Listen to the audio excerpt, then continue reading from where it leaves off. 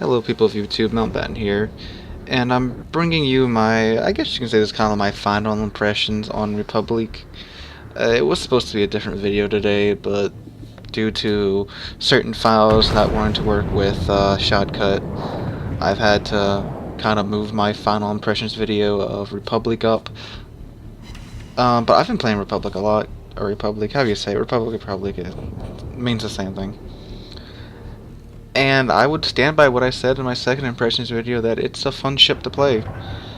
The reload on the guns is amazing. You have 21 seconds with the module, and then that gets even lower if you have Adrenaline Rush and the Special Captain, which gives you 0.25% reduction to reload speed for every 1% of health loss. And that, with the nature of the ship's armor, you will be getting your reload time down to well under 20 seconds. So anyway, the current match, we're on two brothers. We are pushing up on the eastern side of the map, and yeah, it's popping off pretty good over here. Of course, the secondaries on the ship are amazing. With the flag and all the skills, you can get them to 12.1 kilometers, which is downright awesome. And add Adrenaline Rush on top of that, with the nature of the ship's armor, they are going to just be firing non-stop. And there's a FDG, he's pushing in. Our Des Moines is right in front of him, on the other side of that channel right there. And I'm turning around to help that Des Moines. I believe it's an Alsake that was charging with me. I'm just kind of sticking with him because, like I said with Republic, you don't want to be leading charges in the ship. You will get shredded by the enemy team, because this ship will break under focus fire. It's not like the Curve First, where it can take that punishment for a while. Because of the 32mm armor all around, you can't do that with it. Don't get me wrong, you can be aggressive, you just can't lead the charge. So, that FDG is coming around that corner, and I take a shot at that cruiser, because I couldn't pass that up. There's that FDG. I aim for his upper armor / superstructure, and I get an overpin, and then the rest bounce. But that's alright, because the Des Moines is a strong independent cruiser that don't need no battleship, and takes out the takes out the FDG by himself. That was quite hilarious. I take another shot at that cruiser. Now, another thing about the Republic and and all the other French battleships is that they have very good velocity, so you will be overpinning cruisers a lot. Like it's pretty infuriating at times, but with the secondaries you kind of make up for that damage, because they will just get pebbled to death by your secondaries, if your secondaries stay intact for that long.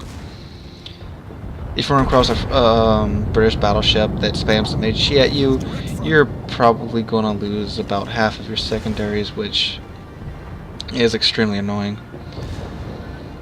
And I'm pretty sure I'm about to take this deep water torpedo. Ooh, that was a big old chunk of health. Stop the flooding right away, because who likes flooding? No one likes flooding. What was I saying? Oh yeah, the British battleship HE, it will absolutely rip your secondaries and leave you pretty neutered. It's annoying, and I really wish they would just fix the British HE. Like, I'm fine with it having the stupid high fire chance if they just like stop it with the uber penetrations that the British HE has, along with the ability to just rip AA mounts, secondary mounts off your ship in a single salvo. I've had 200 something AA mounts blasted off of my ship by a Conqueror before. It was incredibly stupid. So one or the other wargaming, please, please, please. Anyway, back to the French. Pop my engine boost because I'm going into attack mode here. I asked the Des Moines to spot. He gladly turns on his radar and pushes forward. It's really nice when you have support. And there's some torpedoes, but they ran out. Now I know there's a destroyer probably in that smoke screen along with another cruiser over there. And here's the enemy team. What's up, guys? Ooh, that's a nice just broadside cruiser. And yep, get a citadel on it. Ooh. When it doesn't overpin, the French AP does hurt cruisers a lot. As you can see, I'm still angled, and I'm still taking a pretty fair amount of damage from everything. You can battle tank some in the Republic, but not a whole lot. You have to pretty much stay angled most of the time. You can't like just take it, and then they're going to switch to HE, and then the HE's not going to care about your angles. So yeah. Alright, here comes the Henry IV, fellow Baguette. Now I know he's getting set up to launch torpedoes, but what I don't expect is the wall of skill coming at me from behind. Boy, that sucked. Oh, yep, those are all deep-water torpedoes. Ooh, that hurt. But then I snuffed Henry IV out of existence. But yeah, he would have died from his team's torpedoes anyway if I hadn't killed him.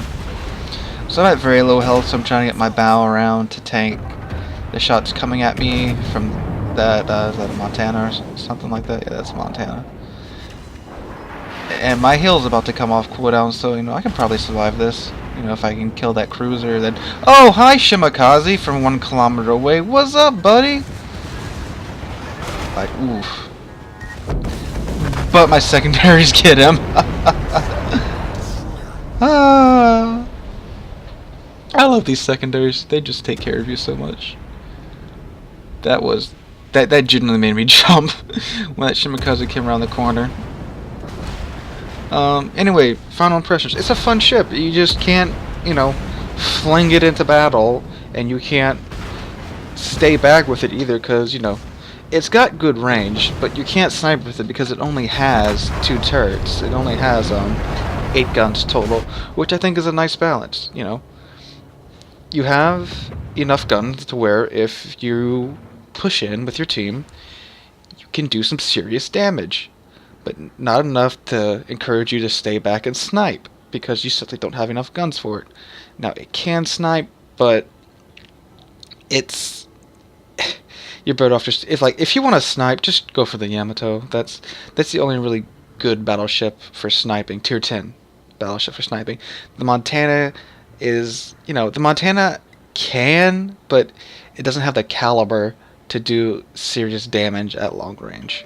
And the Curve First, well, its max range is 20 kilometers. The Conqueror, I hate that thing. I'm not even going to talk about that. But yeah, so far, the Republic, it's a very good ship. I like it. If you're thinking about grinding to it, go for it. Because even if you get there and you don't like it, you can just fall back on the Alsace. The Alsace is an amazing battleship. So yeah, that's my opinion on the Republic. It's a great little ship. Well, not very little, quite big. But anyway, if you liked the video, drop a like, leave a comment, subscribe. We're trying to get to 100 subscribers on this channel, so that'll be greatly appreciated. And I'll catch all of y'all in the next one.